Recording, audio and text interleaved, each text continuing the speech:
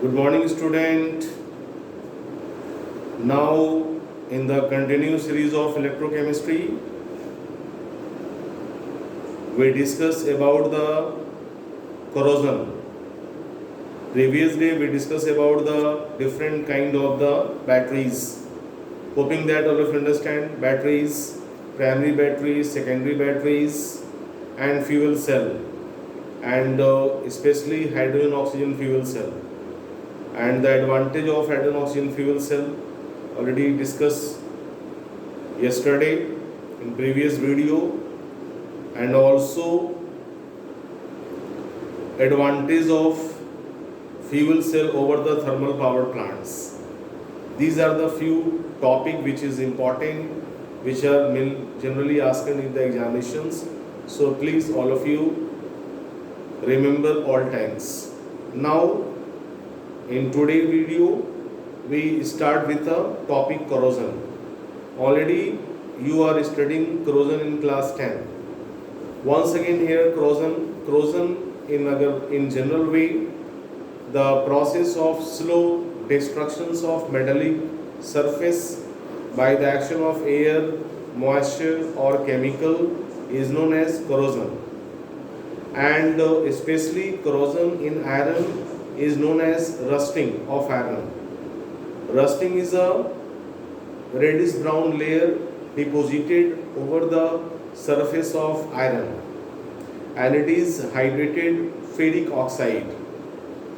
Rusting is one of the disadvantage for the iron, and it leads into the loss of a lot of economy every years.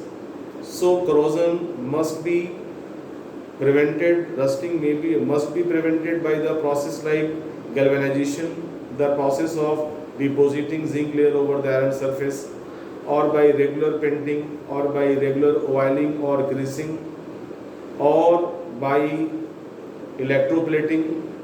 Already nickel or chromium are plated over the iron to protect it from the corrosion.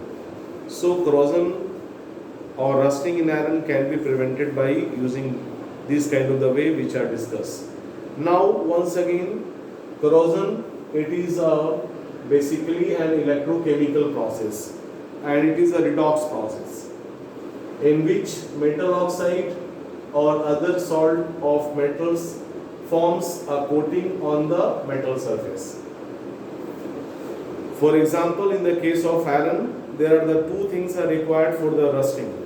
Corrosion in iron is technically known as rusting of iron, and it is formed in the presence of moist air. When oxygen and water are present, then rusting is formed over the surface of iron, and formation of rust over the iron is a redox process, which can you understand with the help of these reactions.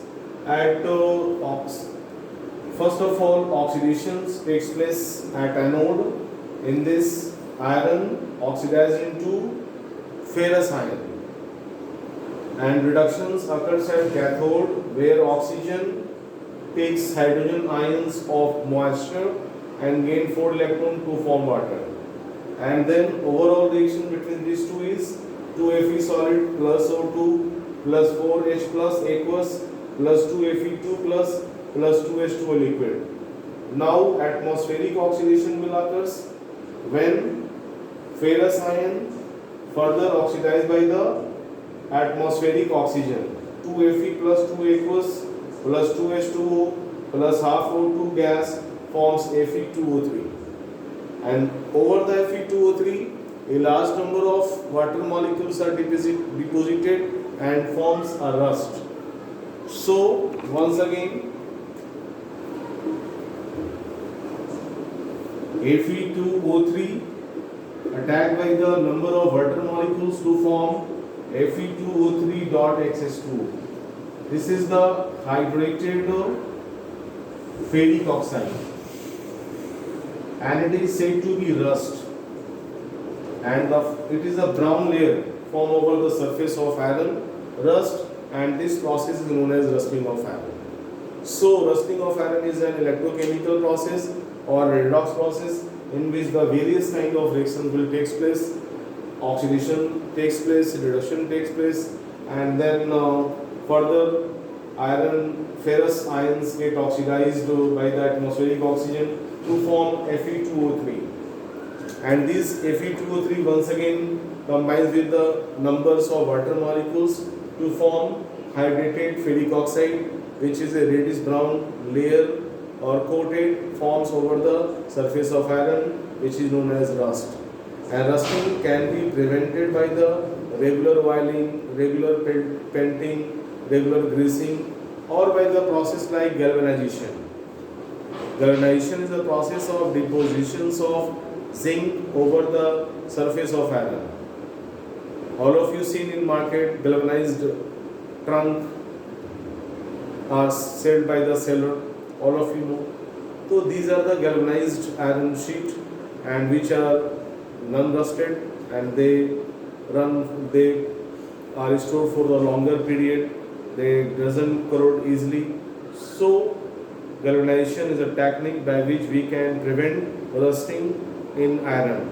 Similarly, electroplating, the process by which we deposit a metal over the iron surface. Generally, nickel or cadmium are deposited by the electrochemical process over the surface of iron, by which iron further protected from the rusting. So all time corrosion or rusting is disadvantage, but in the case of aluminum is the single metal in which corrosion is advantage, because due to the corrosion in aluminum, protective oxide layers are formed which prevent further corrosion in aluminum. So in the case of aluminum, corrosion is one of the advantage, but only in the case of aluminum. But rest of the metal, corrosion or rusting is one of the big disadvantage, because it causes lot of economic loss of our nation. Hoping that all of you understand the corrosion in a good manner. Understand? Now student, we are finished all the topic discuss of the chapter electrochemistry. Now once again recap. In this chapter, first of all, we discuss about the Faraday's law of electrolysis. There are the two laws. Number one, masses of substance deposited over electrode is directly proportional to quantity of electricity passed. In that law, you have a formula, W is equal to Z into I into T. And the second law, already all of you know W, Z, I and T. Second law, when same quantity of electricity passes through the different electrolyte connected in series, then in these conditions, masses of substance deposited over electrode is directly proportional to their equivalent weights. So W1 by W2 is equal to E1 by E2. Already understand? W1, and by using this we find out a formula, W is equal to A by NF into I into T. Important formula, and the numericals are also discussed in previous video. Understand? Next, galvanic cell. It is very important for you. Galvanic cell are built up in a two separate chamber in which separately oxidations and reduction will takes place. And those chambers are considered as oxidation half cells and reduction half cells. And the potential difference also develops between these two half cells, which is known as cell potential. And when cell potentials are expressed under the standard conditions of temperature and concentration, then it is said to be standard cell potential, E naught cell. And E naught cell is equal to, all of you know, E naught cell is equal to E naught red minus E naught ox. It is very, very important for you. Understand? And after that, Nernst equation, it is also important at 298 Kelvin. The Nernst equation, by using Nernst equation, you find out the cell potential or EMF of the galvanic cell. which is E naught cell minus 0.059 n log QC. Already discussed these things. This is the important formula to solve lot of numericals, which is very important for you. So please remember this formula, Nernst equation, and find out the E naught cell. And already also discussed about the SHE, extended hydroelectrodes, and all of you know the extended potential of SHE will be 0.0 volt. How it is measured already discussed in the previous video. Okay, so there is no needs of required to explain the entire things. And how would you find out the potential of hydrogen electrodes and other metallic electrodes? All things are discussed. And after that we are discussing about the resistance, conductance, equivalent conductivity, molar conductivity, limiting molar conductivity, and Clausius law of independent migration of ions, and the related numericals based on these topics are discussed. Understand? Next, after that we discuss about the battery. There are the two kind of battery, primary battery and the secondary battery. Understand? Primary battery are the non-rechargeable battery, secondary battery are the rechargeable battery. And in secondary battery, two kind of battery are discussed. Number one is the lead storage battery, number two is the nickel cadmium battery. Nowadays lead storage battery, the use of lead storage battery are minimized because of the pollution, because lead is one of the pollutions causing material.